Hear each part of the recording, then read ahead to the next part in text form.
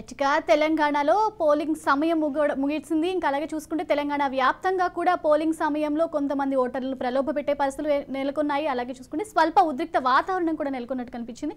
అలాగే కొంత కూడా ప్రశాంతంగా ఎన్నికలు ఈ పోలింగ్ అనేది ముగిసిన పరిస్థితులు కూడా మనకు కనిపిస్తున్నాయి. ఇక ఓవరాల్ గా నల్గొండ నుంచి ఎలా జరిగిందని మనకు తెలియజేయడానికి హరిప్రసాద్ మనకి ఫోన్ లైన్ లో అందుబాటులో ఉన్నారు.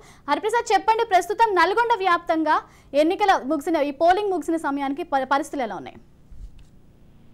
రావ్య ఉదయం 7 గంటల నుంచి స్టార్ట్ అయిన ఎన్నికల పోలింగ్ ప్రశాంతంగా కొన్ని చెదురుమదురు ఘటనలు మినహాయిస్తే మాత్రం ప్రశాంతంగా కొనసాగిందని చెప్పుకోవచ్చు. 5 గంటలకు పూర్తయింది. కానీ కొన్ని ఏరియాలలో 5 గంటలు అయినా సరే ఏదైతే పోలింగ్ బూత్ కు సంబంధించిన ప్రెమిసెస్ లోకి ఇప్పటికీ కొన్ని చోట్ల బారులు తీరారు. ఎందుకంటే హైదరాబాద్ పరిసర ప్రాంతాల నుంచి వచ్చే వాళ్ళు చాలా లేట్ గా వచ్చిన నేపథ్యంలో మాత్రం ఇటు చోటుప్పలు, అదేవిధంగా నకరికల్, అదేవిధంగా దేవరకొండ ఈ ఏరియాలలో మాత్రం కొంత బారులు తీరే ఉన్నారు. వాళ్ళు కంప్లీట్ అయిపోయేసరికి ఇంకో 1.5 to 2 hours అయ్యేలాగా కనిపిస్తుంది. 7:30 వరకు కంప్లీట్ అయ్యి ఆ 7:30కి ఎవరైతే ఎన్నికల ఏజెంట్ ఉన్నారో ఎన్నికల ఏజెంట్ల సమక్షంలో ఈవీఎం బాక్సులని సీల్ వేస్తారు. సీల్ వేసిన తర్వాత ఆ క్లస్టర్ రూట్ ద్వారా అవన్నీ కూడా డిస్ట్రిబ్యూషన్ సెంటర్ తీసుకొస్తారు. డిస్ట్రిబ్యూషన్ సెంటర్ నుంచి మళ్ళీ ఏదైతే నల్గొండ జిల్లా కేంద్రంలో ఉన్న దుప్పలపల్లిలో ఏర్పాటు చేసిన స్ట్రాంగ్ రూములకు తరలిస్తారు. ఇది ప్రాసెస్ కంప్లీట్ అయ్యేసరికి రాత్రి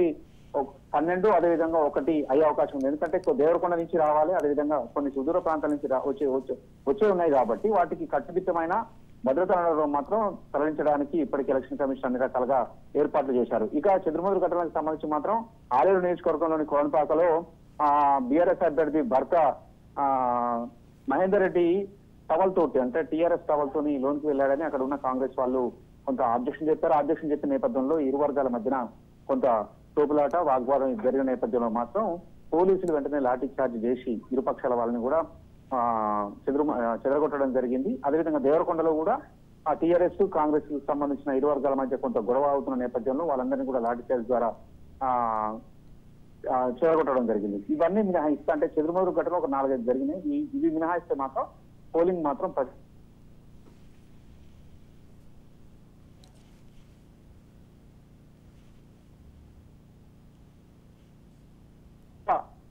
వచ్చేది ఉంది కాబట్టి అంటే ఏ నియోజకవర్గంలో ఎంతమంది ఓటింగ్ పోలింగ్ శాతం నమోదైంది అనేది మాత్రం ఇంకొద్దిసేపు మనం వెయిట్ చేయాల్సింది. ఎందుకంటే కొన్ని చోట్ల ఆల్రెడీ అయిపోయిన తర్వాత ఎన్నికల ఏజెంట్ ఎవరైతే ఉన్నారో అభ్యర్థులకు సంబంధించి వాళ్ళ అభ్యర్థుల ఏజెంట్ల మధ్యన ఇప్పటికే ఈవీఎం బాక్స్ మొత్తం కూడా క్లోజ్ చేసి సీజ్ చేశారు. వెంటనే దానికి సంబంధించిన రవాణా కూడా సిద్ధంగా ఉన్నాయి. కొన్ని చోట్ల మాత్రం ఇంకా ఒక 100-150 మంది 200 మంది వరకు బారులు తీరిన పోలింగ్ కేంద్రాలు ఉన్నాయి కాబట్టి మనకు 7:30 వరకు మొత్తం పోలింగ్ కంప్లీట్ అయ్యే అవకాశం ఉంది. కాబట్టి 8 వరకల్లా మొత్తం ఏ నియోజకవర్గానికి ఎంత పోలింగ్ పర్సెంటేజ్ ఉంది అని ఇత్యాది అంశాలకు సంబంధించి మాత్రం మనకు సమాచారం వచ్చే అవకాశం ఉంది.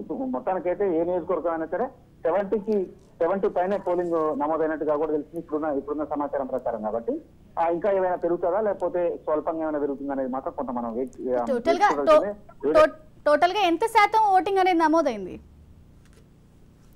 ఇప్పటి వరకు అయితే మొత్తం ఉమ్మడి నల్గొండ జిల్లా వ్యాప్తంగా నియోజకవర్గాల వారిగా చూసుకుంటే మాత్రం 70 నుంచి 80 మధ్యన నమోదైనవి. అంటే అది ఇంకా నిమిత్తంగా పర్ఫెక్ట్ సంఖ్య రావడానికి మాత్రం ఇంకొక టైం పట్టే అవకాశం ఉంది. కాబట్టి ఎక్కడైనా సరే 70 నుంచి 80 మధ్యన నమోదైంది. ఇంకా 10-15% పెరిగే అవకాశం ఉంది. ఎందుకంటే కొన్ని చోట్ల ఇప్పటికీ చాలా మంది మహిళలు అదేవిధంగా పురుషులు కూడా బారులు తీరిన పోలింగ్ బూత్లు ఉన్నాయి. కాబట్టి ఆ పోలింగ్ బూత్లు కంప్లీట్ అయిన తర్వాత ఫైనల్ గా లెక్క కట్టిన తర్వాత మాత్రం ఇదంతా పర్సంటేజ్ బయటకు వచ్చే అవకాశం ఉంది. కాబట్టి మినిమం 70 మాక్సిమం 80 ఉన్నది. ఇప్పుడు అది ఇంకా పెరిగే అవకాశం కనిపిస్తుంది. కాబట్టి మొత్తానికైతే అంటే ఎటువంటి అవాంఛనీయ సంఘటన జరగకుండా ఈఎం బాక్స్ లోనే అదేవిధంగా స్ట్రాంగ్ రూమ్ లకు తరలించే విషయంలో మాత్రం ఎన్నికల కమిషన్ గైడెన్స్ ప్రకారం మాత్రం ఆర్ఓలు అదేవిధంగా ఏపీఓలు వీరందరూ కూడా గట్టి భద్రతా చర్యలు అయితే చేపట్టారని కూడా చెప్పుకోవచ్చు. సావే మొత్తానికైతే